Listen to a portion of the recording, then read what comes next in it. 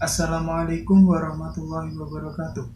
Kami dari kelompok 8 Ekonomi Perencanaan Pembangunan dan Wilayah yang beranggotakan Irdina Amalia, Nafik Nur Koirina, Ayu Nawangse, dan Taufik Badaruzaman akan mempresentasikan materi kami yang berjudul Perencanaan Pembangunan 2 yang meliputi A. Pengawasan dalam perencanaan, B. Kriteria investasi dalam pembangunan ekonomi, C.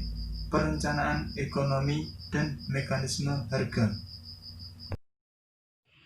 A. Pengawasan dalam perencanaan. Perencanaan diperlukan karena kebutuhan pembangunan lebih besar daripada sumber daya yang tersedia. Dari segi tingkatan pemerintah, perencanaan pembangunan dapat berupa perencanaan tingkat pusat dan tingkat daerah.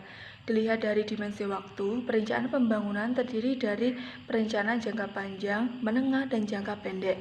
Suatu perencanaan dilihat dari segi proses dan mekanismenya dapat bersifat top-down atau bottom-up planning dan dapat merupakan gabungan dari kedua mekanisme tersebut.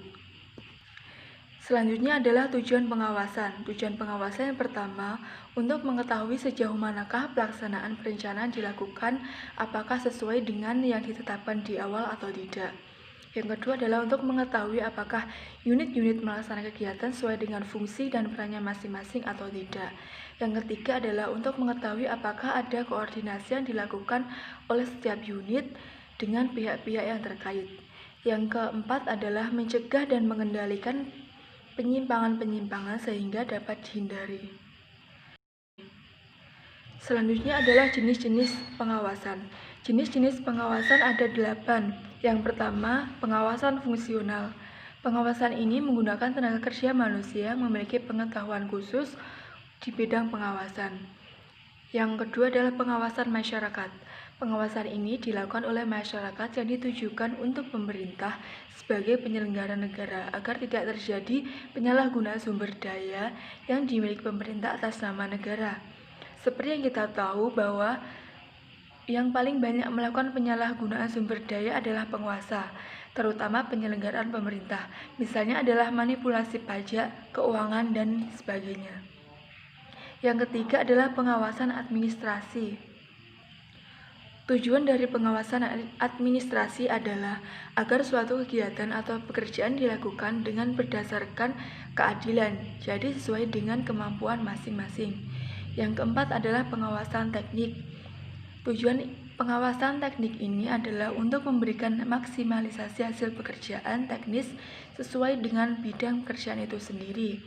Yang kelima adalah pengawasan pimpinan. Pengawasan ini dilakukan oleh pimpinan yang ditujukan kepada bawahannya atau yang dipimpinnya agar pekerjaan yang dilakukan tersebut dapat berjalan dengan baik dan disiplin. Yang keenam adalah pengawasan barang.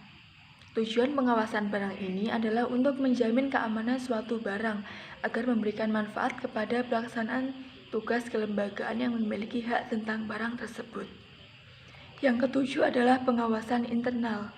Pengawasan internal ini dilakukan oleh lembaga eksekutif, yudikatif, dan auditif. Jadi pengawasan ini dibentuk untuk mengamankan dalam rangka memperlancar penyelenggaraan tugas. Dan unit kelembagaan inilah yang dimaksud dengan pengawasan internal. Yang terakhir adalah pengawasan eksternal. Pengawasan eksternal dilakukan secara legalitis oleh lembaga pengawasan, misalnya adalah Badan Pengawasan Keuangan atau BPK. Kriteria investasi dalam pembangunan ekonomi. Investasi bukanlah satu-satunya tolak ukur kondisi perekonomian di Indonesia. Ada beberapa faktor yang dapat mempengaruhinya. Dalam hal ini, investasi hanya satu dari sekian alasan bagi mereka yang ingin pembangunan ekonomi di Indonesia lebih merata dan terus berkembang. Peningkatan investasi diyakini memiliki kontribusi sebagai pengungkit terhadap bergeraknya pembangunan ekonomi suatu negara. Sebagian ahli ekonomi memandang pembentukan investasi merupakan faktor penting yang memainkan peran strategis terhadap pertumbuhan dan pembangunan ekonomi suatu negara. Untuk mengetahui kriteria investasi, perlu melakukan perhitungan kriteria investasi yang merupakan indikator modal yang diinvestasikan, yaitu perbandingan antara total benefit yang diterima dengan total biaya yang dikeluarkan dalam bentuk present value selama umur ekonomis. Hasil perhitungan kriteria investasi dapat digunakan sebagai bahan pertimbangan dalam mengambil keputusan penanaman modal. Beberapa analisis kriteria investasi yaitu yang pertama, Net Present Value atau NPV, merupakan net benefit yang telah didiskon dengan menggunakan Social Opportunity Cost of Capital sebagai diskon faktor. Yang kedua, Gross Benefit Cost Ratio atau biasa disebut Gross B or C. Gross B or C adalah perbandingan antara benefit kotor yang telah didiskon dengan cost secara keseluruhan yang telah didiskon. Yang ketiga adalah Net Benefit Cost Ratio, adalah perbandingan antara net benefit yang telah didiskon positif dengan net benefit yang telah didiskon negatif. Yang keempat yaitu Internal Rate of Return, adalah suatu tingkat diskon yang menghasilkan NPV sama dengan 0. Dan yang terakhir adalah Profitability Ratio, adalah rasio perbandingan antara selisih benefit dengan biaya operasi dan pemeliharaan dengan jumlah investasi. Perencanaan ekonomi. Sebenarnya belum ada kata sepakat di antara para ahli ekonomi mengenai pengertian istilah perencanaan ekonomi. Perencanaan dapat dikatakan sebagai teknik atau cara untuk mencapai tujuan dan sasaran tertentu yang telah ditetapkan sebelumnya.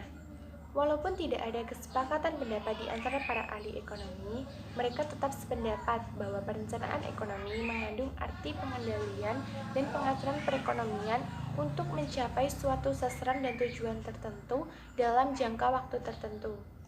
Perencanaan sangat penting dilakukan di negara yang sedang berkembang, yang nantinya bertujuan untuk mengendalikan pertumbuhan ekonomi, yang berarti kita perlu meningkatkan laju pertumbuhan modal dengan cara meningkatkan tingkat pendapatan, tabungan, dan juga investasi. Dasar pemikiran timbulnya perencanaan di negara yang sedang berkembang adalah untuk memperbaiki dan memperkuat mekanisme pasar. Mekanisme pasar di negara yang sedang berkembang biasanya belum sempurna karena ketidaktahuan dan ketidakbiasaan negara-negara yang sedang berkembang dengan mekanisme yang seperti itu, sehingga perekonomian didominasi oleh sektor non-uang. Pasar produk, faktor produksi, modal, dan uang tidak terorganisir dengan baik, sehingga keseimbangan antara permintaan dan penawaran agregat atas barang dan jasa tidak terjadi. Nah, untuk menghapuskan ketidaksempurnaan pasar tersebut, yakni agar mobilisasi dan pemanfaatan sumber-sumber dapat lebih efisien, maka diperlukan adanya suatu perencanaan ekonomi. Yang selanjutnya adalah mekanisme harga. Mekanisme harga adalah proses yang berjalan atas dasar gaya tarik-menarik antara konsumen dan produsen, baik dari pasar output, yaitu pasar barang, atau input dari faktor-faktor produksinya. Hasil neto dari kekuatan tarik-menarik tersebut adalah terjadinya harga untuk setiap barang dan untuk setiap faktor produksi. Harga merupakan petunjuk bagi produsen untuk mengalokasikan sumber-sumber ekonomi yang dimiliki. Demikian juga konsumen. Harga merupakan petunjuk bagi mereka untuk mengalokasikan pendapatannya untuk memenuhi kebutuhannya dan memperoleh manfaat yang maksimum. Di sini menurut William J. Stanton, harga adalah jumlah uang atau kemungkinan ditambah beberapa barang yang dibutuhkan untuk memperoleh beberapa kombinasi sebuah produk dan pelayanan yang menyertainya.